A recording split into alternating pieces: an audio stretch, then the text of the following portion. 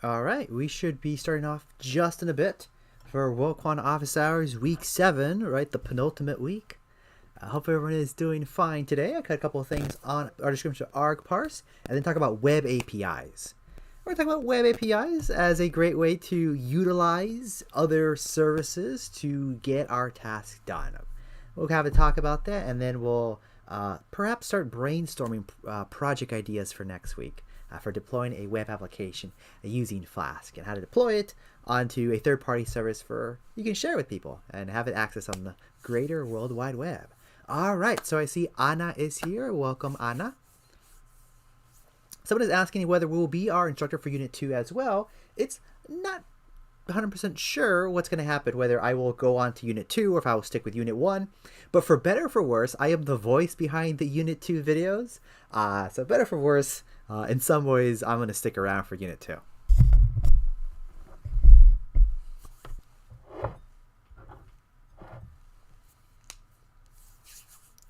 Okay.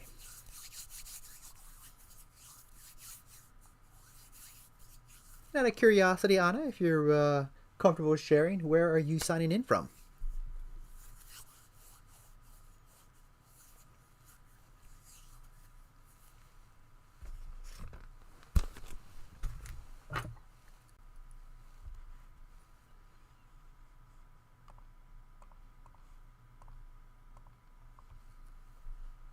The Netherlands. Okay, okay. I thought you may be signing in from a Spanish-speaking country since, given your last name. Spanish is the only other language I speak besides English. Half Spanish and half Dutch. Okay.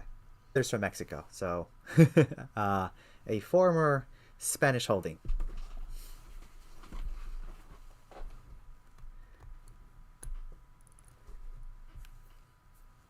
One day I do want to visit Spain. Perhaps when this is all over. All right, I see Joseph here. Welcome, Joseph, to Office Hours.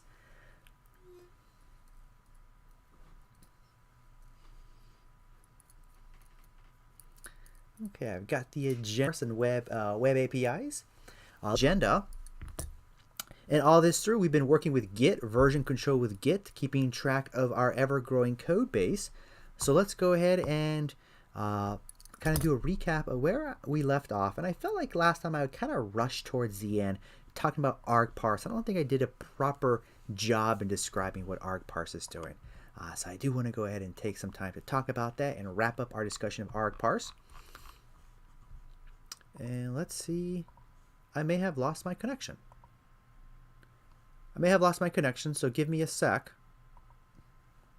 Right, if I did lose my connection, maybe you can't see me. Let me go ahead and go back. I think I have lost my connection. No, I may not have lost my connection. I think you guys can still hear me.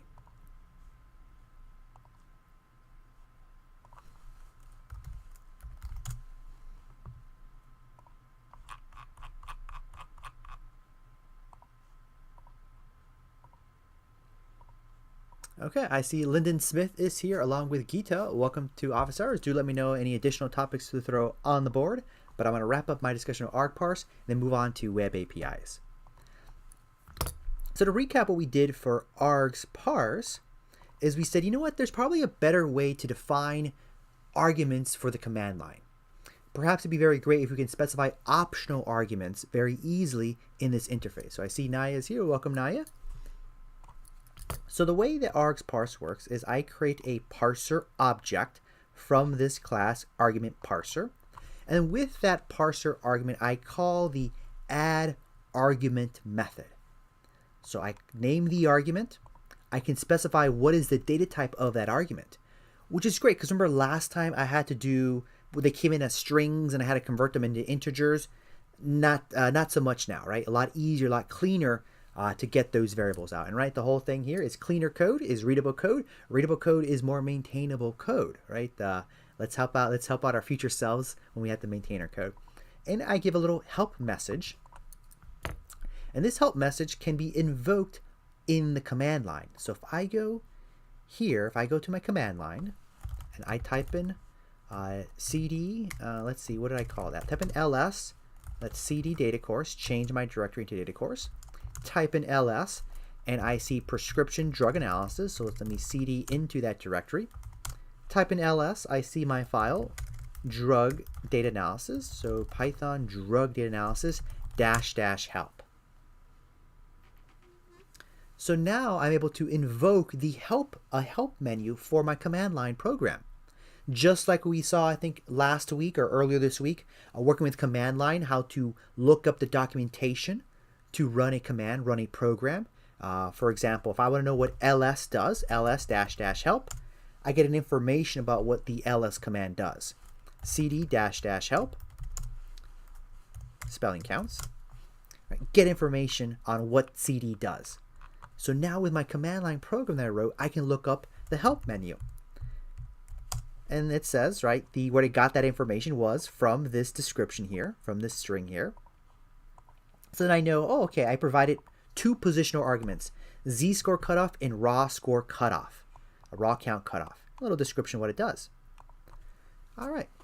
So what I want to do instead is that this script, I have to provide the cutoff, the z-score cutoff and the raw score cutoff every time I run the script.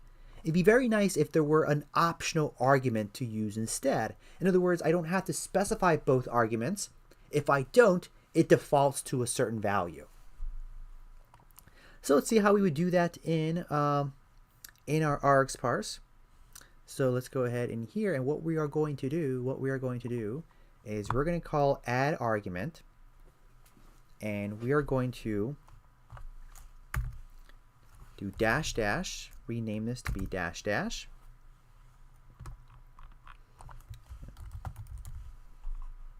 hold on, let me look up something really quickly. --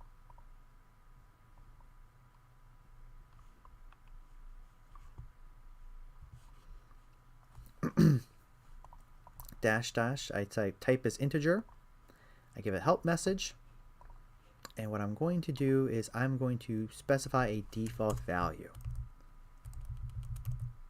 So I can say default equals, and I think I'm going to choose a default value of, let's say 3. I'm just going to break this down into multiple lines. It's a little easier to read. Let's go ahead and the same thing here. I can say default and say default to, I think, let's say 50, right? I could choose whatever I want.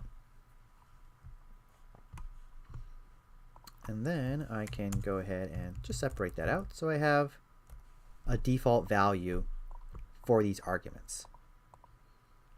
And I'm printing out what comes out, printing out what this args is just to visualize it.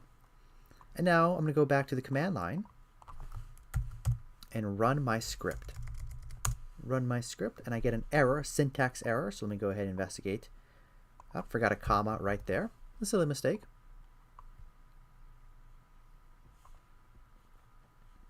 Go back to the command line. Let's run that script again. Get a name error, so sys is not defined. Well, I didn't import sys. I actually don't need this anymore. I'll just erase that.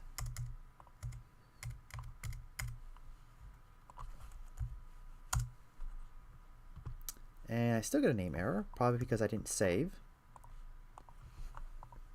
And let's try that now. Let's go ahead and try that now. Third time the charm. I still get a name error. Okay. Yeah, because I forgot to comment this stuff out. Okay, let's see. Do I have everything? Let me just double check. I'm actually not going to run the script just for the meantime. I just want to see how it works. So what's going to happen is that we're adding these arguments to this parser object. Then we will call the parse args method, and what gets returned is called a namespace. It's a namespace that's going to store the parameters, the arguments that were passed when I invoke the script. So I go back here. Let's try that. And it ran. Notice it ran. And since I didn't specify what should be the raw count cutoff or the z-score cutoff, it has the default values. There it is. So now if I go here, and I want to access the individual values, its args, and z-score cutoff.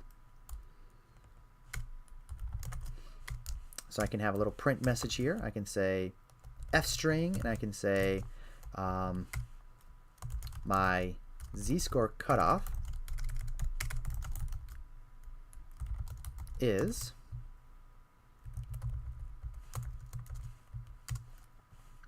and print out my raw count cutoff is args raw count cut off.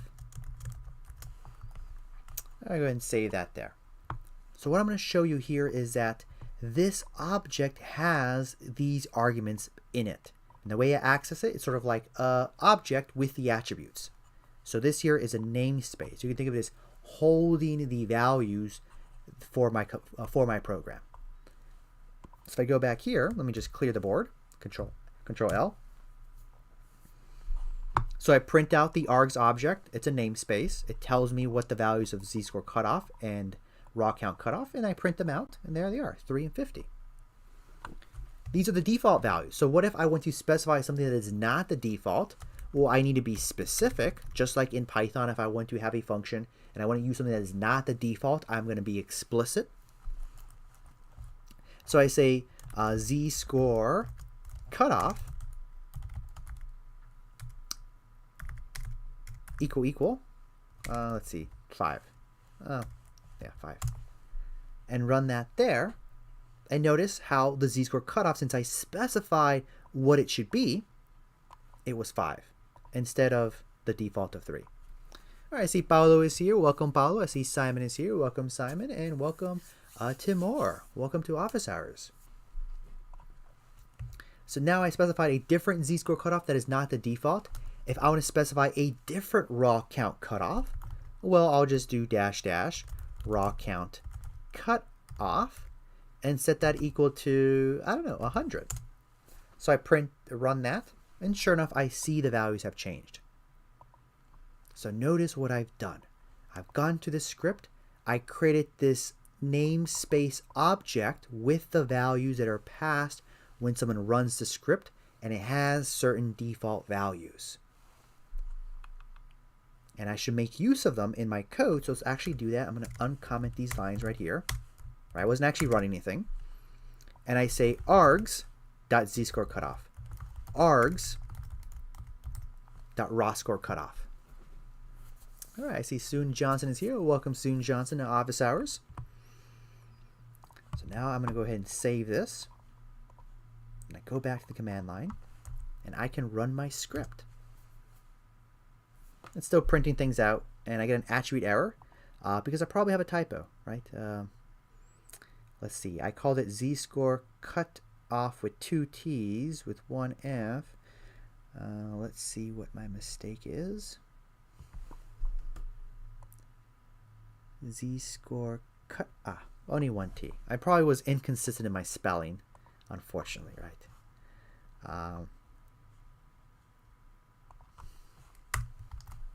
Just fix that. I don't need to print this stuff anymore. That was just for practice. Comment that out. And I go back here, clear the board, run it. It should work out now.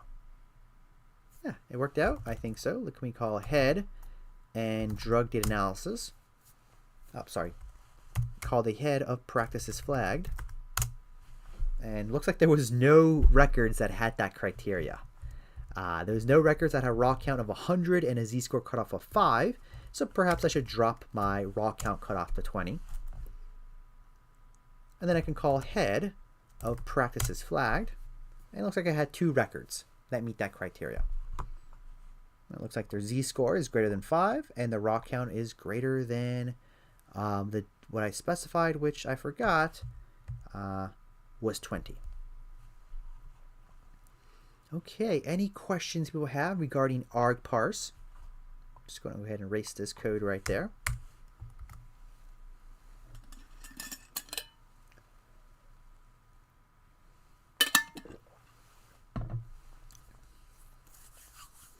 Let me know if there's any follow-ups with what I have here. I still got to commit my changes, of course. We saw that workflow. We create a branch, add the feature, commit those changes, and then merge that branch into the master branch.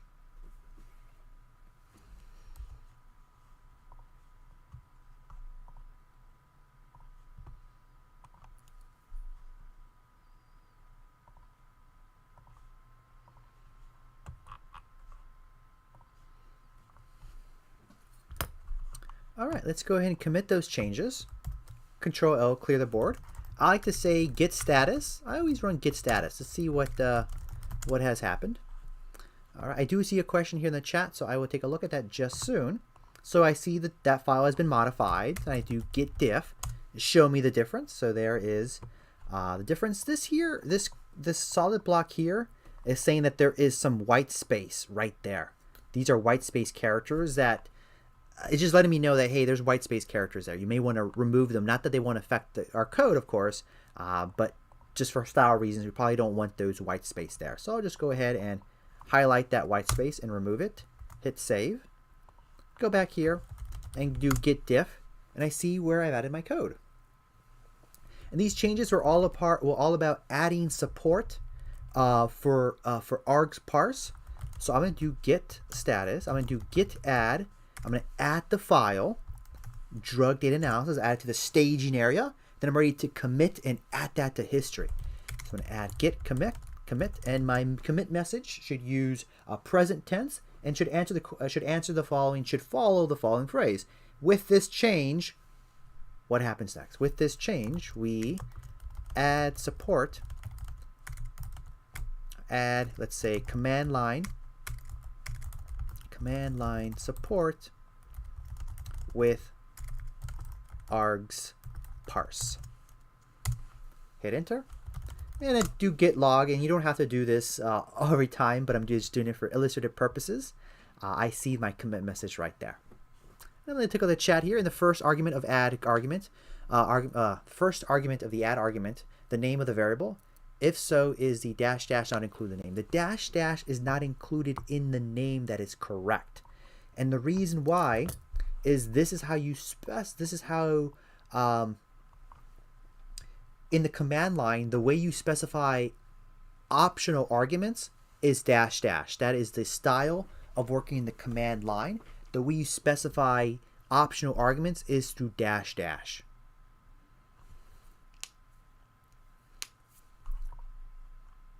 And so it says, okay, so it knows that the name of the variable would be the part that follows the dash dash. Yep. And now we have a script that we can run the command line, which is pretty powerful, because if we have a script that runs the command line, you can imagine that we can automate this process. We can schedule this process. It is a script that can be run, can be programmatically run. So I'm going to do git checkout master because I want to merge this change to master. So git checkout master, and git merge the name of the branch, which is called CIL support, which stands for command line interface. So git merge, and maybe I messed up. Let's do git branch, master, git log. Let's see, git checkout. Let me do git branch to see my branches. May have messed something up. Git checkout args parse support. Let's see, git checkout args parse support. Arg parse. And git log. Let's see that there. Git checkout master, and git merge. And what I call that? I call that arg parse support. I think I misspelled it. Arg parse support. And there we go. I made my change, and I do git log just to convince myself that sure and indeed in my master branch I have this latest commit. All right, let me know if there's any follow-ups. I'm going to wrap things up with a discussion of remotes and then we'll move on to web APIs. So what we've done so far is this project only exists on our server in your personal account if you've been following along at home. It's not accessible to anyone else. So it's not going to work well if we were to work on this project all together. So instead, what we got to do is we got to take our local repository and we got to push it. We got to push it to a remote repository. So here am I. I can push this to a remote repository, which will enable, and depending what I can do, is I can have other people have access to this remote repository. And you could think of the remote repository as holding the single source of truth for the project. So someone else can take this and can pull in the project and submit their changes. And what we need to have access to is we need to have access to a service that will allow us to host our code. And one such popular service is GitHub. GitHub is a popular service for hosting repositories. You can create a GitHub account. It's free. You can hit new. You can create a new repository. And so, for example, I would say example project. That's what I call the repository. And I will make it public. And I would just, there's some things about creating licenses and get ignored. You can just ignore that for the meantime. Create repository. And what it has here is a set of instructions on to push an existing repository from the command line. It's telling us how to do it. Now, I'm not going to follow through with it only because I realize that this example here, I don't want to share it publicly because it has the solutions in a way for the mini project. So I'm not going to push it to GitHub, unfortunately. But you can imagine if we were working on another project, which we will get started on soon, that we can share publicly, that we can go ahead and push that project publicly.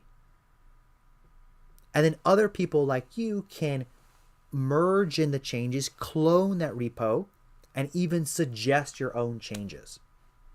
And that's what we're going to build up to. So unfortunately, I'm not going to follow these last minute steps to push the project to be hosted on GitHub because I don't want, because this code has the solutions, right, for the mini project in a way. So we won't be doing that. But let me know if any follow-ups. If not, I would transition into talking about web APIs. Because then when we know about web APIs, then we can go ahead and talk about building some sort of web application.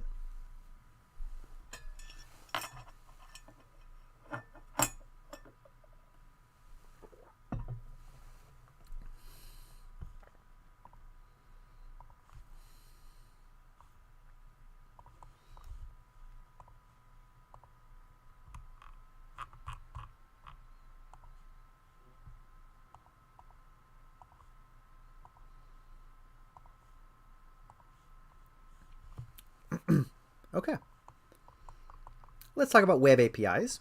And the way that the web works, a very simplified way the web works, is that here we are. I'm going to draw a picture of a person.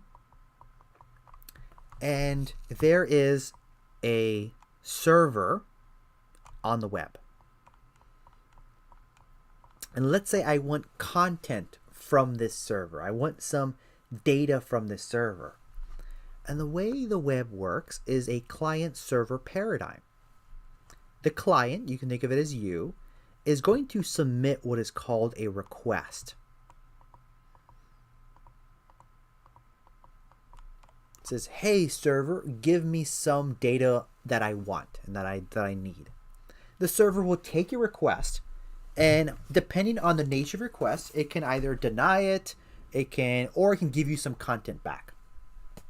We send a request, it is valid, so we'll let the server decide whether it's valid or not. That's sort of not up to our choice. And then the server sends us back what is called a response. And the response contains the data that we had asked for. And this is how basically the web works. Of course, a lot more complicated, but this client-server paradigm. And we can view our web browser as being a client. So for example, if I go to google.com, my web browser is the client, and I'm going to type in Python. I'm going to search for the word Python.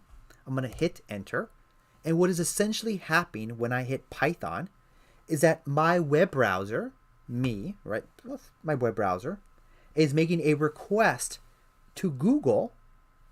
And what I'm sending in the request is telling Google, hey, give me the data associated with searching the word Python in your search engine.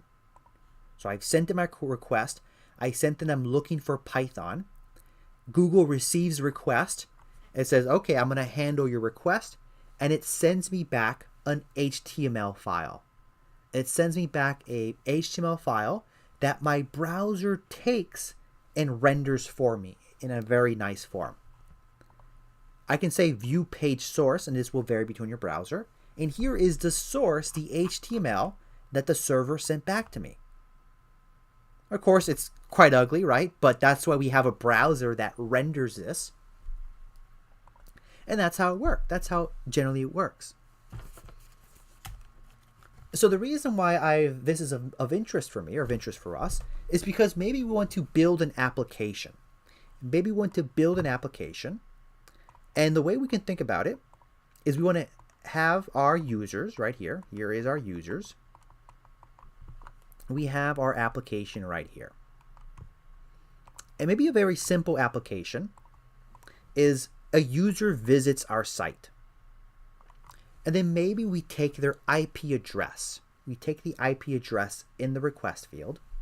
And we could rely on a third-party service that takes that IP address and figures out where they are located. IP addresses, there is a pattern to them. So with an IP address, you can figure out what country, what city someone is based upon. Now, of course, there are ways around it. There's VPNs and proxies, but let's not get overly complicated. The whole thing here is that with an IP address, you can get a location. Whether that's actually where they are, that's a whole other story. Right? There's ways around it and ways to, combat it, whatnot. All right, we're not learning cybersecurity and whatnot.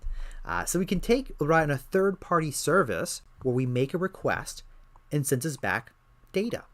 So send the IP address and get back location data. And then with that location data, what we could do next is we can go ahead and rely on another third-party service. Maybe one that gets me the weather with a given location. So here is location. Ooh, really messed up. Right, that location. And get back weather.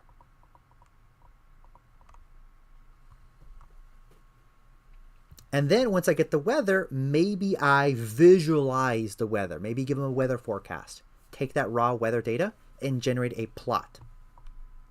Right, this is the plot of the weather. And then maybe I send back to them that plot. So a lot of moving pieces here. There is a person making the request. I fetch with their IP address, fetch where they are, take that location information, get the weather, generate a visualization, and send that visualization back to my user.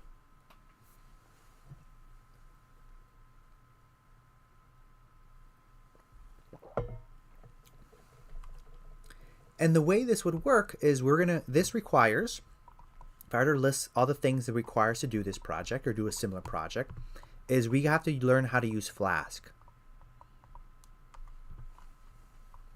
which is a Python web framework. I've been talking about it a lot throughout the program, so we're finally going to get to it.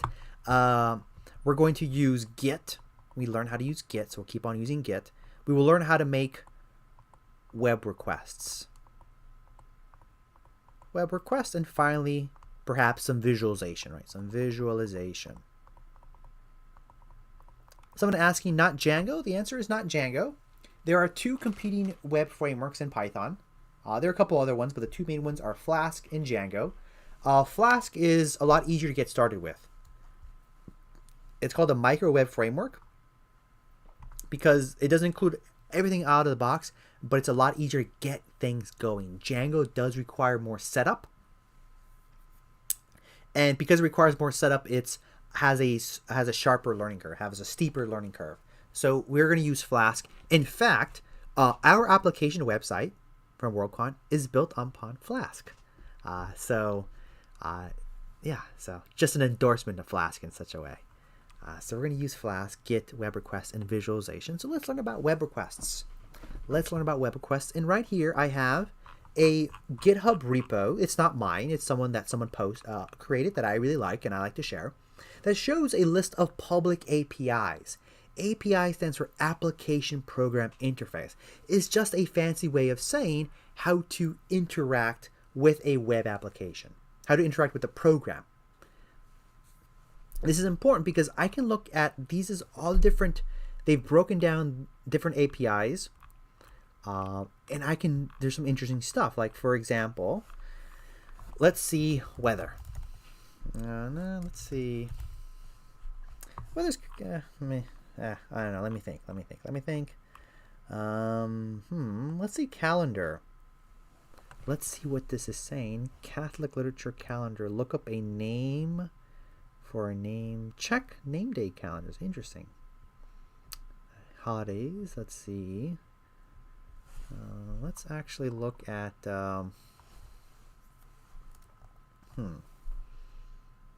Let's look at IP address. Let's take a look at that. Another simple IP address. This might be of interest. I'm going to right click there. Take a look at this one too. And what this says here is the quickest and easiest. Let's see. So I think this is a service that can give me the information of an IP address. Let's see this here. What does this do? This here, if I look at the usage, this appears to give me the IP address. So I can use this to figure out the IP address of our server.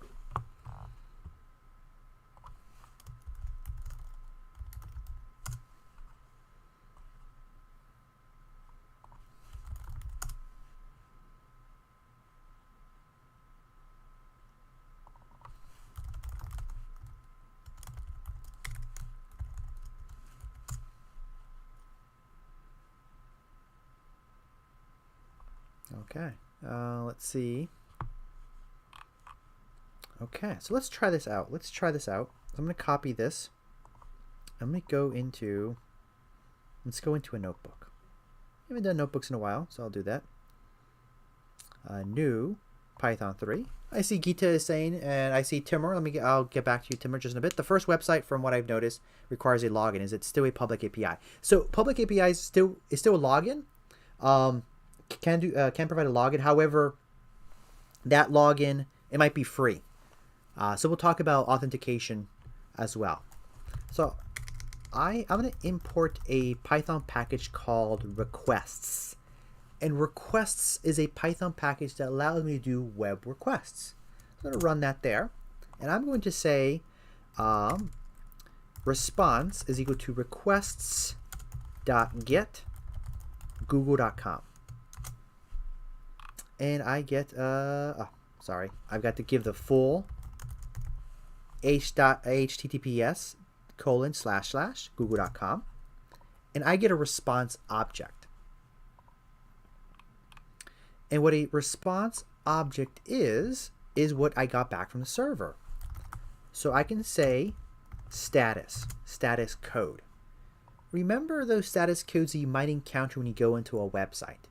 You go onto a website, for example, if I go onto GitHub and I do GitHub gibberish. 404 is called a status code. It tells me the status of my request. 200 means it was a successful request. 300, right, 200 means success. 200 success. A 300 status code means a redirect. A 400 status code means it was a client error. meaning it was probably my fault. And 500 is a server error. And they're more than just, there's several 400 codes, there's several 500 codes. They mean specific things, but they're generally grouped in these 4 categories: success, redirect, client error, server error. The client, one of those client ones is 404, meaning page not found. There is, I think it's called 403 error. Every time you see a 403, that means you're forbidden. For example, if you go onto our application website and you log in with the wrong credentials, then it gives you a 403 because you are forbidden to access that content. So these status codes will give me an idea of whether my request, the nature of my request, was it successful? Was it a redirect? Was it a client error? Was it a server error? A server error means that something broke on the server end. It could be my fault. It could be the server's fault, but basically something broke down on the server's end.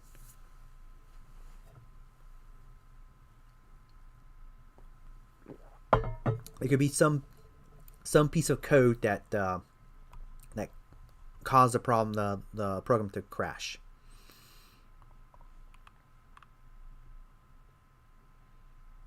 And someone is asking whether Flask is a model view controller, and I think Flask should be considered model view controller.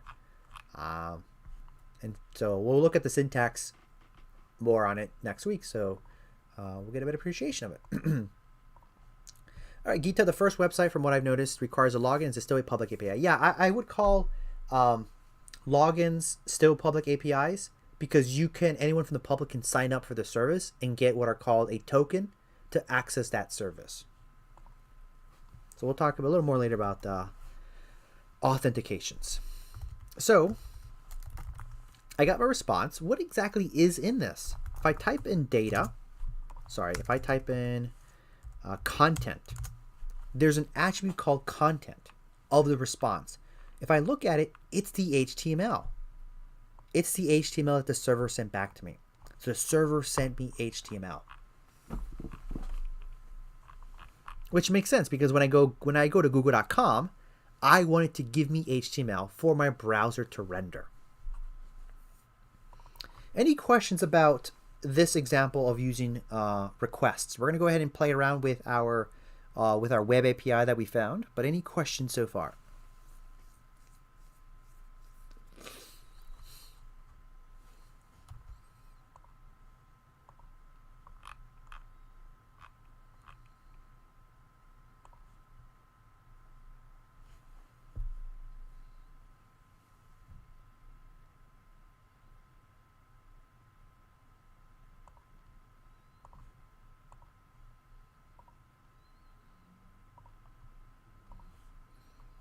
Okay.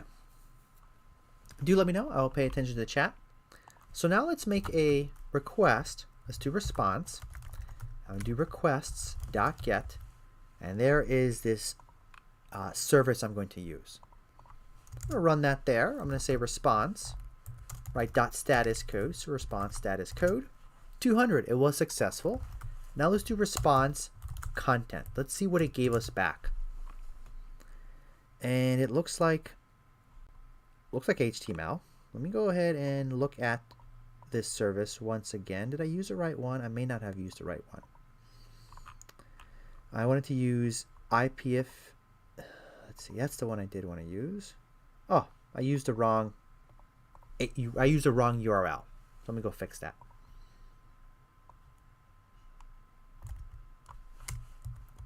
Run that.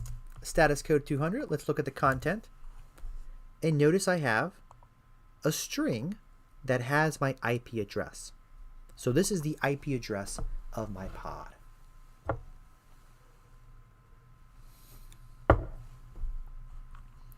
So then what I can do next, I can go ahead and say, well, where is my, where is this IP address located? Right? We talked about how IP address has information about where a server is located, where we're located. So let's see if we can go here and look to find if there's any service we can use to give us the location for a given IP address. So maybe another simple, let me look at this one here. This might be of importance.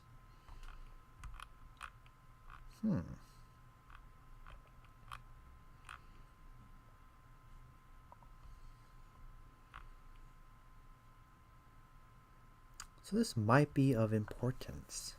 This might be of use.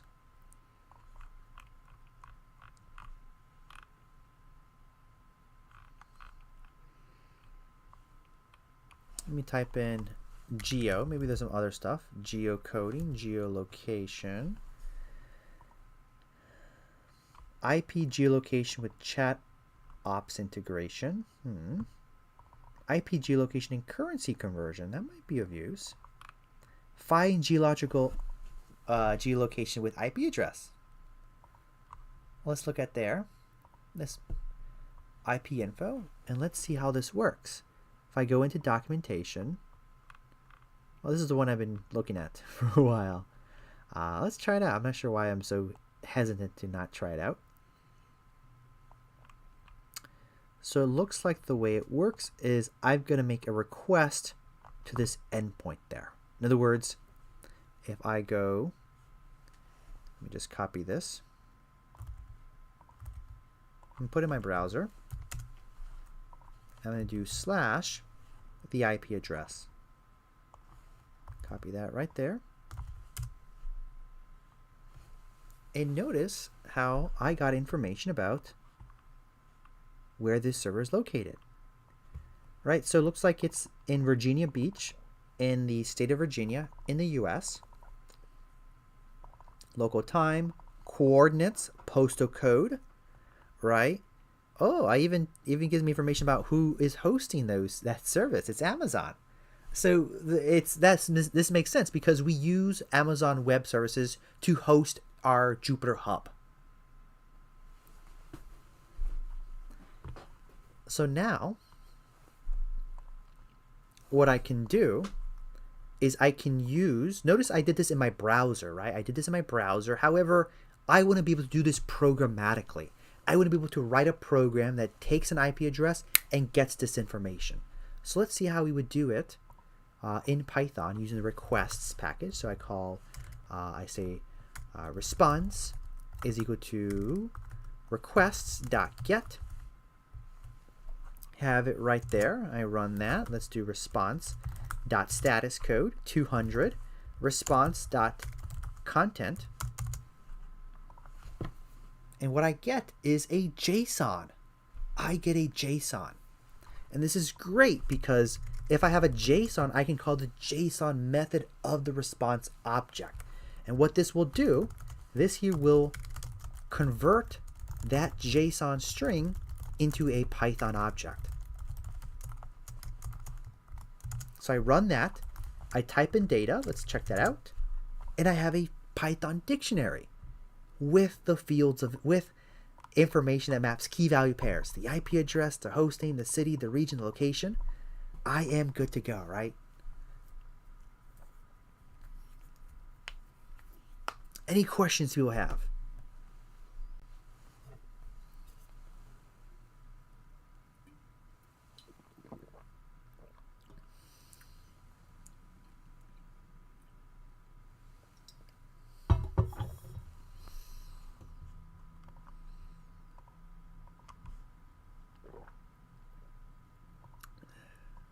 I'm thirsty today.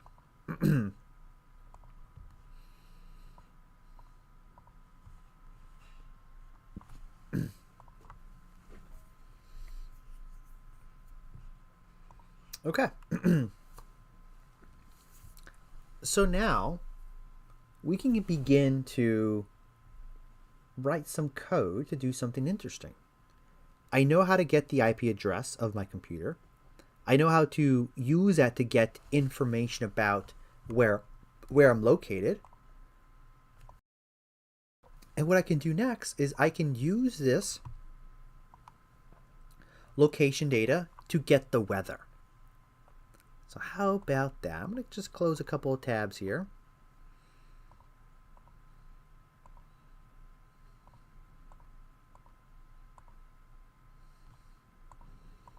And let's see if there's anything about maybe weather.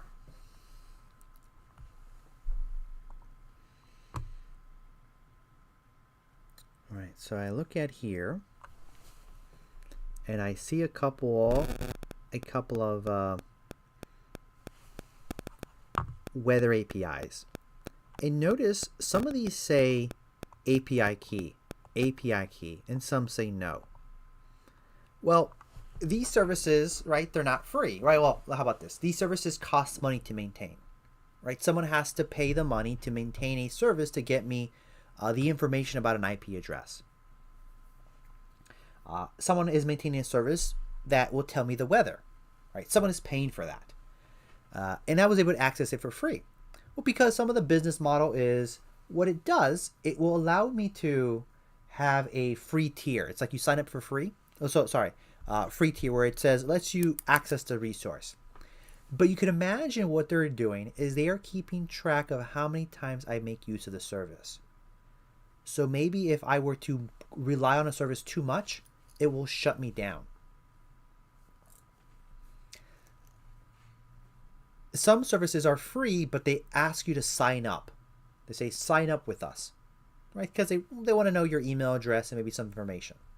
And then once you sign up for them, then in your account, you can look up what is called an API key. Think of it as a password. So that when you use the service, you provide the API key. And this way it says, okay, you've been authenticated. I will let you use my service and I will keep track of how many times you use the service. Because maybe I have a free tier. I might say you can use this service 100 times a day. But of course, if you want to use it more than 100 times, you got to give us some money.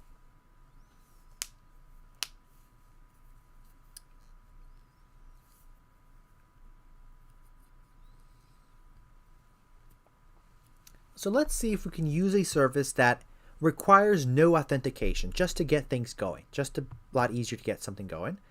And I see this one called Meteorologic Institute. Let's see, I'm not sure what language this is in. That's Norway? Sorry if I am completely wrong here. Let's see.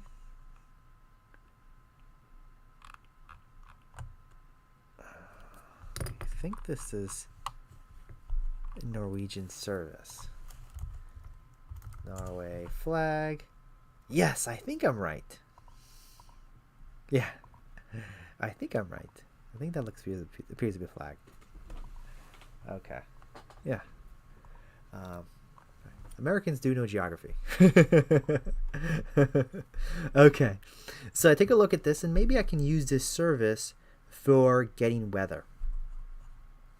Let me look up the documentation. For these services, you may want to look up at documentation because it oftentimes will tell you how to use this service.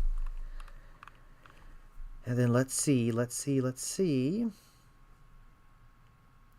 And general forecast JSON format. Let me go back. How to, right? Why not? How to. Let's look at that. And look at that right there. It's a little hard to read, so I'm going to blow this up. So it's telling me how I can get information.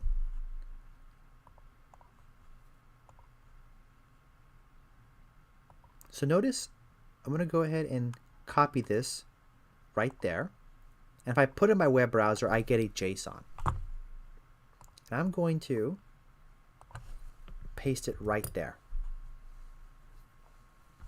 So this gives me the weather for 60 latitude and 11 longitude. And notice, I'm going to notice this URL. I'm going to break it down, this URL, into two pieces. There is this portion right here. And notice there's a portion that starts with a question mark. The portion that follows a question mark is called the query string. We can give data. When we make a request, there might be some information that we want to be in the request. For example, it's like asking, I'm at a restaurant and I ask the server, give me my dinner and this is my dinner. This is what I want from the menu. I make a request and I say, give me the meal number 55, whatever meal 55 is, right? Give me the steak frites. I'm craving steak frites today. That is the query string. So when I make a web request, there might be some data attached to that request. For example, here I want the weather, but what location? Latitude, longitude. That information goes after this question mark. It's called the query string. And notice how the query string is, how it's displayed, how it's arranged, how it's set up. It's a key equal a value. Ampersand, a key equal to some value.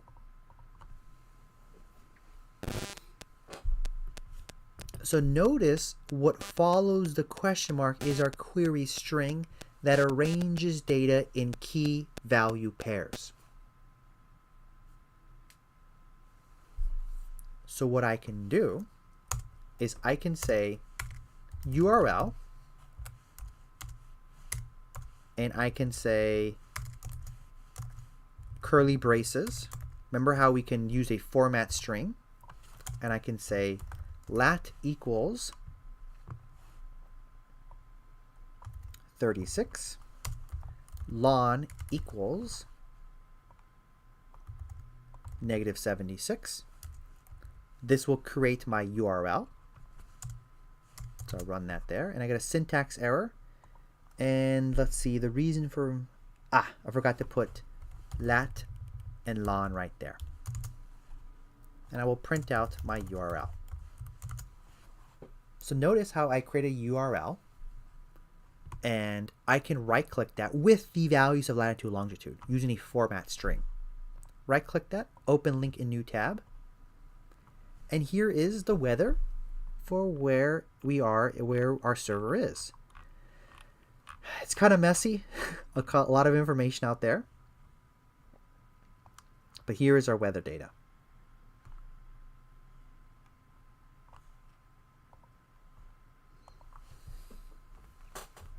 Let me know if there are any questions.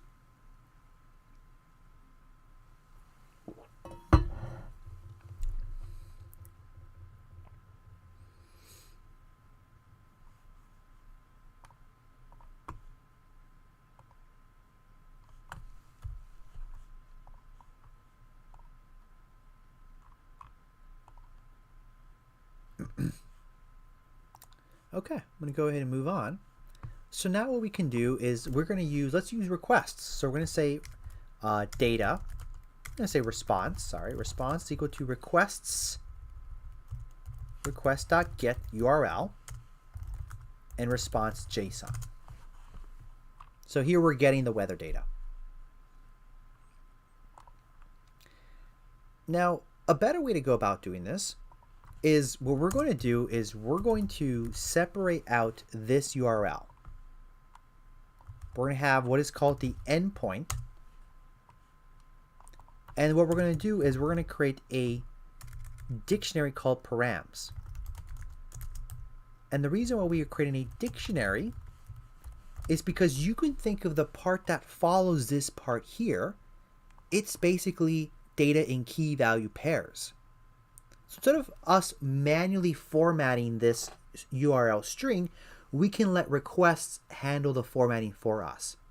So a better way to do this is to break our URL to the endpoint, so everything but the query string. Then we will create a dictionary that maps those keywords with the value lon and lon. And then when we say get, we pass the URL, the base URL, and then we use a keyword argument params. And here we specify those key value pairs that should be in our query string. So it's going to format this URL for us. So let's try that out. I run that. It seems to work. response.url, and here is the URL it created. So notice it did the formatting for us automatically. So this is the better approach.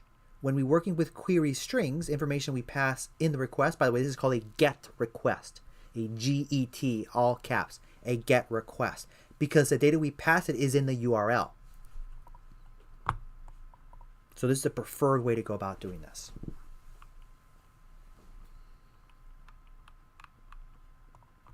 So now, rather quickly, notice how in just about less than an hour, we were able to quickly write up Python code to get our IP address, to get where we're located based upon our IP address, and get the weather based upon our location. So you can imagine now what I can do is I can take all this code and put it into a Python script.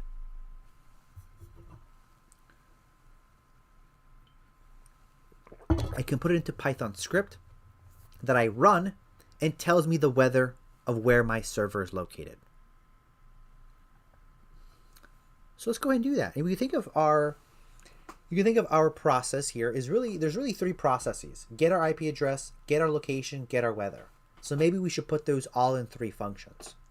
Use three functions for this process. And that's what we're gonna go ahead and do next.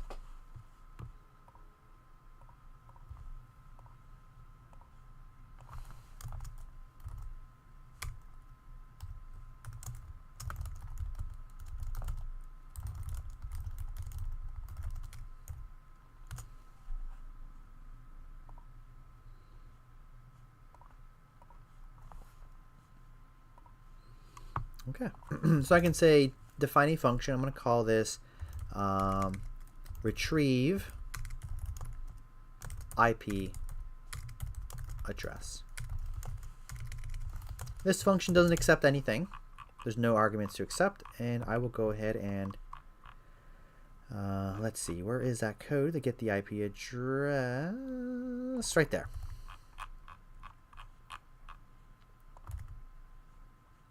And then I return response.text.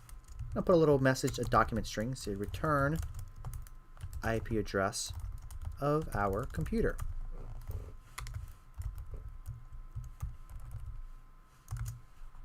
Create another function, and I'll call that get geolocation. Document string, return geolocation using geolocation of an IP address. And the argument accepts is a string with the IP address. And what we do, let's go back here. And where was that code for getting the geolocation? Right there. So response, and I will have a format string because I don't want to hard code that. And I will put that right there. IP address, and I return response.json. Returns get back a JSON, so I can return that JSON. And now in that JSON, if I look at it, I can get the lat, and let's see, where is a lat? Okay, it's in locate. I see, it's in a string called lock. So what I can do is perhaps I'm not quite done yet there. Maybe what I can do instead, and I will practice here. Let me just run this. Run. And what I can do is with data, I can say, give me lock, and then I can say split on a comma to get two parts, and then I can convert that into integers. So I can say for chord in that, cast that into an integer.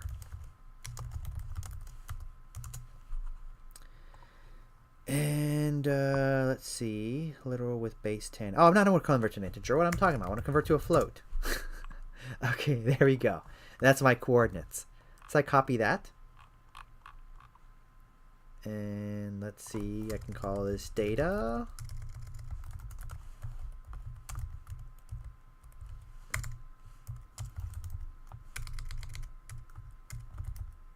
Chords. return coords. And then finally, I have a function called getWeather. It accepts my coords. It says return weather data for a given set of coordinates.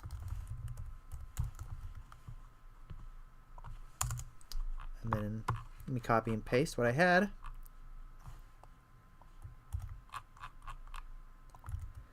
Let's see. Coords is a list, so I say coords 0 and lon coords 1. I think that's how it works. I think it's first is my latitude followed by longitude, right? Because the U.S. is in the Western Hemisphere, so it has a negative value. And let's see.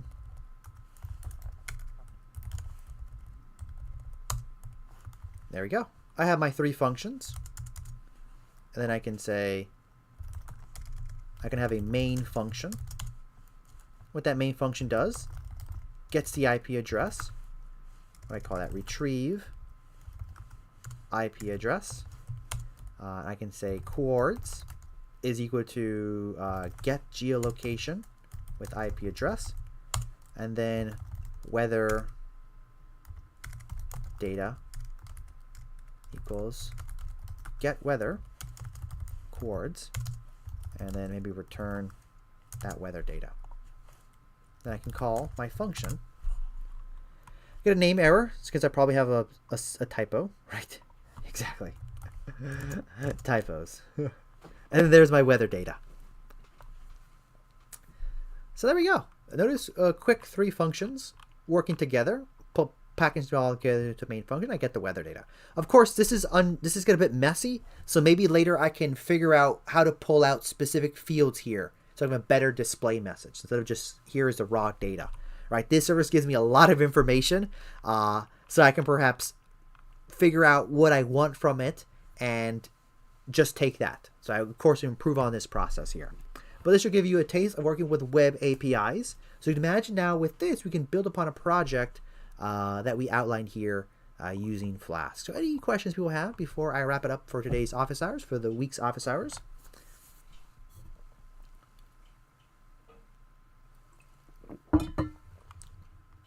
I will post this code on the shared drive. I'll probably do this later today. I will post this office hours code on the shared drive for you to have access to.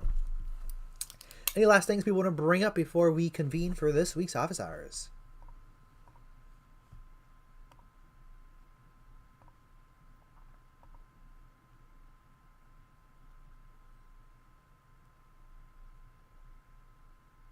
Go for it, Timur. Go for your question.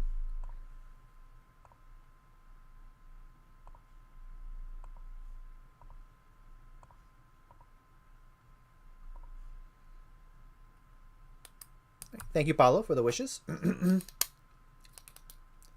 Timur, let me know your question. I missed a few office hours. What is the best way? I missed a few office hours. What is the best way to catch them up? Take a look at the. Keep in mind that we have a playlist of the office hours. So, I would encourage you to look at the playlist. If you go to video links, we have the playlist. Will we decide a project next Monday? Yeah, I think next Monday we can talk about. My default is to do what I described here, this project, and which is kind of generic. But the whole point here is that if we work on it together, then you can take what we did and make it your own. What is the best place to get Flask documentation and examples? I can show you. There is a guy named Miguel. Green Flask.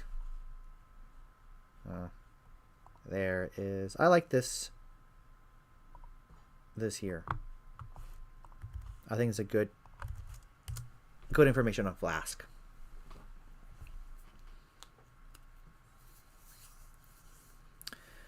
All right. Timur, take a look at the playlist. I can post it here, and take a look at the past videos for you to catch up on. And we have thumbnail, so you know what the topic is. So maybe it's not of interest. You can just skip it. Many thanks for the answer. I saw the links. I mean, how office hours per day? Let's see. I missed the best way to catch them up. Keep in mind that office hours occur. If you're looking for the times, we have them right there. I'm not sure if that's what it's asking for. Many thanks. Should I do have 8 hours missing? What is the most important for the next week? For the next, we're kind of done talking about mini project stuff. How office hours per day? So we have 4 office hours per week: Monday, Tuesday, Wednesday, Thursday. But there's Unit 2 office hours that happened. So in total, there's 8 hours of office hours for the program, but 4 only for Unit 1, 4 for Unit 2. Let me know if that answered your question. I can take a look at the Jupyter Hub for the times. This should be localized. I think this should localized for your specific time zone.